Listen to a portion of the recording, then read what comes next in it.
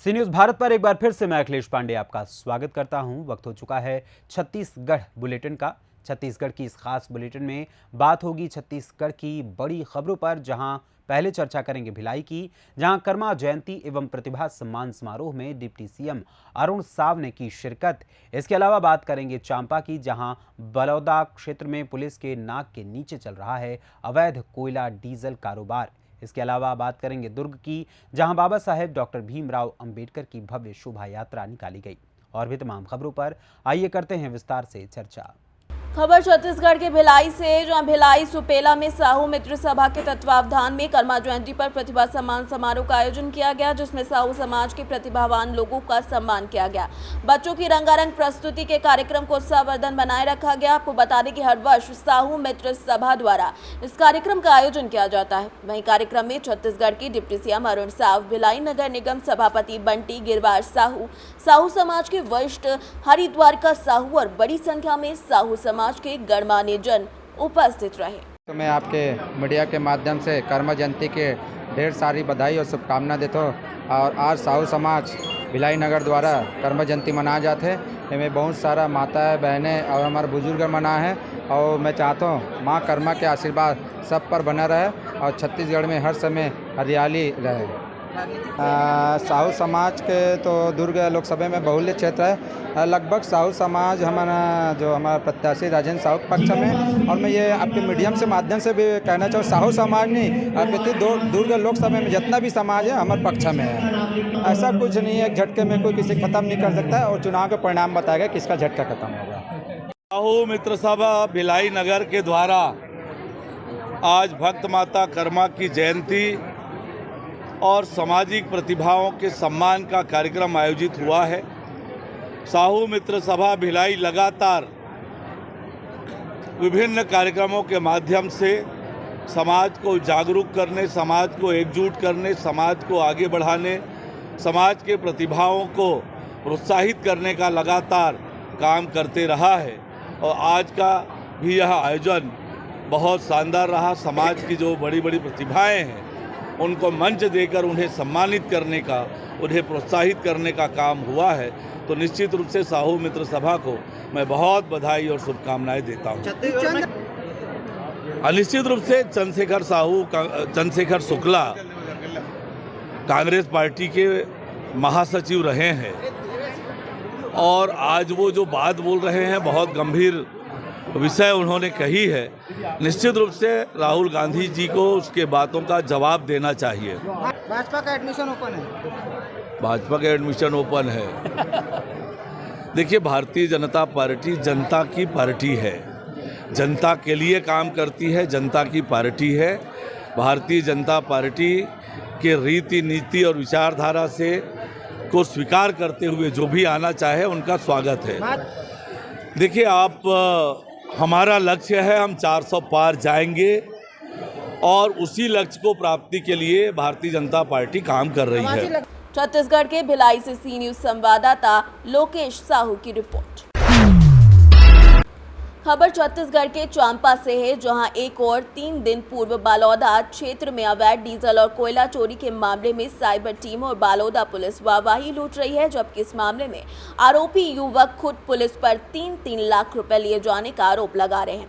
हालांकि इस मामले को पुलिस रफा दफा करने की फिराक में पहले से ही थी। बलौदा थाना क्षेत्र में इन दिनों चोरी का डीजल और कोयला बेचने का कारोबार बेधड़क चल रहा है, या यूं कहें कि पुलिस के नाक के नीचे ही चल रहा है। इन कारोबारियों के हौसले इतने बुलंद हैं कि वो कटरा बलौदा मार्ग में चल रहे किसी भी ट्रक में चोरी छुपे कोयला और डीजल औने पौने दाम पर खरीद कर बिना किसी डर के ज्यादा से ज्यादा दामों पर क्षेत्र के अन्य कारोबारियों को खपा भी रहे हैं। अवैध कारोबारियों ने खुफिया कैमरे में कबूल किया है कि उनकी बलौदा थाने में आरक्षक से लेकर थानेदार तक पहुंच है और उनका कोई कुछ बिगाड़ नहीं सकता। बताया जा रहा है कि इस मामले को साइबर और बालोदा पुलिस रफा दफा करने की फिराक में थे। वहीं इस पूरे मामले में बालोदा थाना प्रभारी ने किसी भी तरीके के मामले में लेन देन होने से इनकार किया है। भाई देखा जी, खर्चा कुछ न करके जिंदगी जीना है जी, कुछ न कुछ तो काम करे। तो सब कोई रहता है सब दुकान सब अच्छा खाली देखे के बस बस बस कहा जी तुम ब्लैक में लेत हुई होला तो तुम्हाला दारण से छापा मारत हुई था थाना में एंट्री पड़ा था कल 3-3 लाख रुपए दे के आए हैं, सब दुकान ला क्राइम ब्रांच उठाए थे जांजगीर के 3-3 लाख 3-3 लाख बलौदा चौकी में क्राइम ब्रांच वाला ला दे के आए हैं कल सब दुकान वाला। तो अभी क्राइम ब्रांच में कौन है अब पता नहीं कौन कौन है जी, अब उमंग के महीना बंद गया, महीना बांध दे जाओ। कौन आरिस का जैसे आरिस हुई था बड़ा थाना कोई सीन था कोई सीन था बड़ा थाना में बलौदा थाने के तो सब हमारा चिंते हो नहीं वही कथा जिस कौन आरिस कल है बलौदा थाना नहीं आई चले वो मन नहीं आया नहीं थुरुम ताबज करी जी थोड़ी क्राइम ब्रांच पे नहीं, जब तक वहाँ का रक्षक नहीं आई कि कोई क्राइम ब्रांच मन ना सीधा जांजगीर ले ऐसे मन ओकर बाद जब हम लेगना इसे चौकी तब आए इसे पुलिस वाला। हाँ वही लगा था कौन तो पैसा कौन दीता पैसा क्राइम ब्रांच वाला जिसे मन नहीं चेक रुपए कावे में महीना अलग बंदे नहीं अभी क्या है ह्यूमन को बना है अलग से कते को ना ह्यूमन वही है तो जैसे चलते महीना के 20 या एक दुकान ले ये कट दुकान हुई है लो 6-7 दुकान यहाँ से वहाँ तक कल कोयला डीजल के ऊपर कोई कार्रवाई हुई है कल डीजल के ऊपर कार्रवाई हुई जिसमें 40/4 के तहत करीबन 2100 लीटर के आसपास अवैध डीजल को जब्त किया गया है। आरोपियों के खिलाफ 40/4 पे कार्रवाई की गई है। आरोपी सभी निवासी बुड़गहर के थे जिसमें एक अभिमन्यु कुर्रे, समीम खान और एक विनोद बनर्जी का। सर जी उसमें एक बात आई है कि जो भी आरोपी हैं उनके द्वारा यह कहा जा रहा है कि हम पुलिस थाने को और साइबर सेल जो आए हुए थे कार्रवाई करने के लिए उनको हमने पैसा वैसा दिया है। नहीं ये बात गलत है। विनोद बनर्जी के द्वारा ये बोला गया है सर थाने में प्रति माह 20-20 हज़ार रुपये देते हैं क्या बोलना चाहेंगे सर अगर ऐसा होता तो फिर कार्रवाई नहीं की जाती उसके खिलाफ। मतलब आपके हिसाब से उसमें ऐसा कुछ लेन देन करना बात गलत है। तो इसमें किस प्रकार की कार्रवाई होगी सर 40/4 की कार्रवाई हुई है। नहीं आपके ऊपर जो आरोप लगा रहा है उसको क्या कार्रवाई करेंगे गलत आरोप है। चांपा से सी न्यूज संवाददाता जस्सू की रिपोर्ट।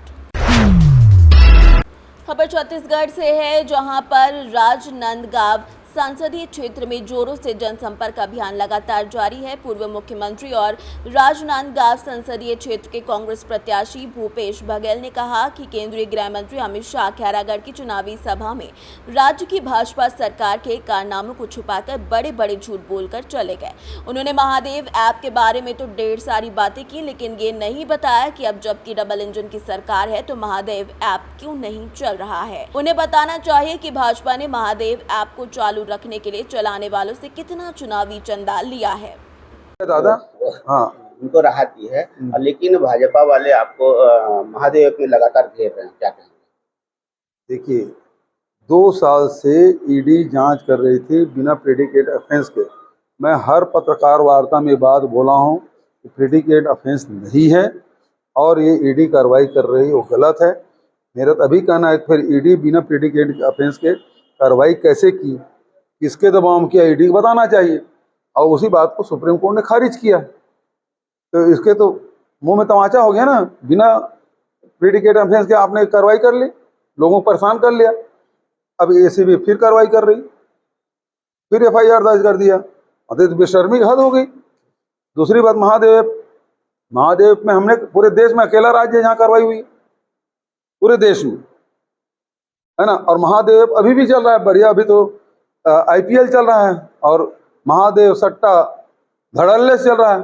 तो मतलब इसका मतलब प्रोटेक्शन आपने पूरा दिया हुआ है। कार्रवाई तो इन पे होना चाहिए जो कार्रवाई नहीं कर रहे हैं। हम कार्रवाई कर रहे हैं तो हम हमारे खिलाफ एफआईआर हुआ। एफआईआर इसलिए हुआ कि मैंने कार्रवाई कर दी, नहीं तो ये तो गौ मांस निर्यातक से पैसा ले रहे हैं जी, प्रमाणित है, सट्टा वालों से पैसा ले रहे हैं जी। सबसे ज़्यादा पैसा तो यही लोग लिए हैं। वो तो भाई सुप्रीम कोर्ट के आदेश पर जो स्टेट बैंक ऑफ इंडिया ने जो सूची जारी किया है उसमें कौन है, यही सट्टा वाले हैं, गौ मांस निर्यातक हैं, उससे पैसा लिए हैं। राजनांदगांव से सी न्यूज संवाददाता जस्सू की रिपोर्ट। खबर छत्तीसगढ़ के दुर्ग से, जहां संविधान निर्माता डॉक्टर भीमराव अंबेडकर की 133वीं जयंती पर रविवार को बुद्ध विहार समिति शंकर नगर द्वारा भव्य शोभा यात्रा निकाली गई। शोभा यात्रा में जय भीम के नारे के साथ राम धुन पर लोग झूमते नजर आए। बाद में बाबा साहिब की प्रतिमा पर माल्यार्पण करने सांसद विजय बघेल पहुंचे, जिनका लोगों ने हाथ जोड़कर अभिवादन किया। इतना उत्साह और इतना जोश मेरे लोगों में, यहाँ पे मेरे वार्ड के ही लोग नहीं है, पूरे दुर्ग शहर की जनता इतने हर्षोल्लास से आज ये बाबा भीमराव अंबेडकर की 133वीं वर्षगांठ मना रही है। और ये इसी वर्ष नहीं है, हम पिछले कई वर्षों से मना रहे हैं। दिन प्रतिदिन लोगों का तादाद बढ़ते जा रहा है, लोगों का उत्साह बढ़ते जा रहा है। लोग बढ़ चढ़ करके, हमारे समाज के लोग तो आ ही रहे हैं, यहाँ अन्य समाज के लोग भी, सभी लोग इतने जोरों शोर से आते हैं, बड़े जोश और उत्साह से आते हैं। मैं डॉक्टर भीमराव अंबेडकर के सभी अनुयायियों से ये अपील करूंगा, डॉक्टर भीमराव अंबेडकर जी द्वारा बनाए गए संविधान का परस्पर पालन करें, किसी भी प्रकार से कानून को ना तोड़ें। और सभी देशवासियों से यह अपील करूंगा आपके माध्यम से, देश का संविधान ऐसे हाथों में आना चाहिए जो हाथ उनके संविधान को बखूबी निभाए और उसको परस्पर डॉक्टर भीमराव अंबेडकर जी के आदर्शों अनुसार चलाए। दोस्तों, मैं आपसे अपने पर्सनल एक बात भी बोलना चाहूँगा। आज ये डॉक्टर भीमराव अंबेडकर जी का जो कुटुंब है, जो कफिला निकला हुआ है, ये पूरे देश में नहीं, पूरे विश्व में ऐसा हर्षोल्लास से मनाया जाता है।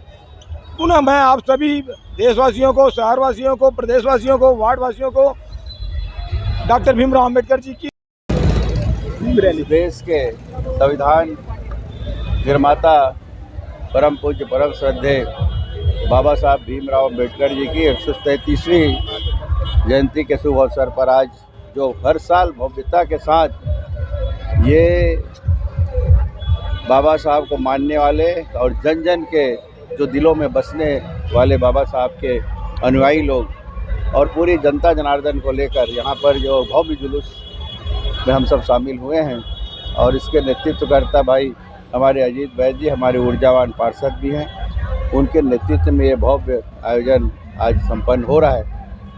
कल भी एक भव्यता के साथ कार्यक्रम होगा और जगह जगह बाबा जी के इस जन्म जयंती समारोह को हम सब मना रहे हैं। मैं भी अनेक जगह आज सभी को बधाई देने, शुभकामनाएं देने उपस्थित हुआ और बाबा साहब के आदर्शों को, बाबा साहब के जो विचार हैं उनको हम आत्मसात करें और जिस युग में वो पैदा हुए थे, उस युग में जितनी त्रासदी थी, उस बात को हम सब आज याद करते हुए ऐसे संघर्ष में जीवन हम सब भी जिए और भारत निर्माण में हम सब की भागीदारी रहे। भाजपा ने आज मैनिफेस्टो जारी किया। किस भाजपा का जो संकल्प पत्र है वो सर्वस्पर्शी है,